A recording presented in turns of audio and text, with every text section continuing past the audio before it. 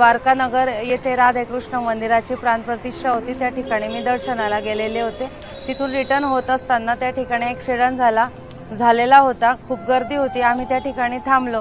त्याच वेळेला तो ॲक्सिडेंट म्हणजे आम्ही येण्याच्या 3-4 मिनिट अगोदर तो ॲक्सिडेंट झालेला असल्यामुळे तेथील बाळाला खैरनार डॉक्टर यांनी मदतीचा हात देऊन त्यांनी लगेच निक्लेस हॉस्पिटलमध्ये नेलं आणि त्या बाळाची जी आजी होती म्हणजे जे मृत जी मुलगी झालेली होती तिची आई, दोघी मुलींच्या आया त्या ठिकाणी रडत होत्या। त्या मागे ऑटो रिक्षामध्ये होत्या। त्या तिथे रडत असताना आम्ही त्यांना धीर दिला आणि त्यांना सुद्धा आमच्या गाडीतून आम्ही हॉस्पिटलमध्ये आणलं।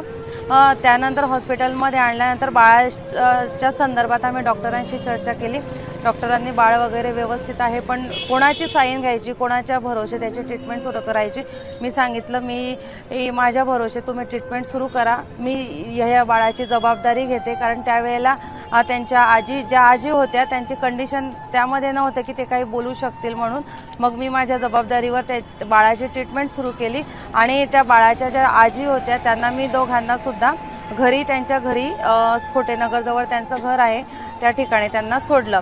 खरं तर ट्रक आणि ट्रॅक्टरच्या माध्यमातून हा ॲक्सिडेंट झाला। मी या ठिकाणी सगळं खरं तर नम्र आव्हान करते प्रशासनाला सुद्धा की या रोडाने भरपूर ॲक्सिडेंट होता आणि स्फोटेनगर हा खरं तर ॲक्सिडेंट स्पॉट झालेला आहे।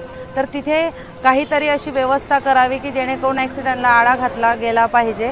कारण हे जे या हायवेवरचे जे ॲक्सिडेंटचे प्रमाण हे मोठ्या प्रमाणात वाढलेले आहेत। ट्रक चालक आणि ट्रॅक्टर चालक यांनी सुद्धा खबरदारी घेतली पाहिजे। कारण या ठिकाणी 2 वे आहेत म्हणजे मागून येऊन त्यांनी धडक दिलेली आहे, म्हणजे चुकी या ठिकाणी या ट्रक चालकाची आहे। तर पोलिसांनी सुद्धा या सगळ्या गोष्टीचा शहानिशा करून त्यांना त्वरित त्यांना अटक करावी आणि त्यांना शिक्षा द्यावी।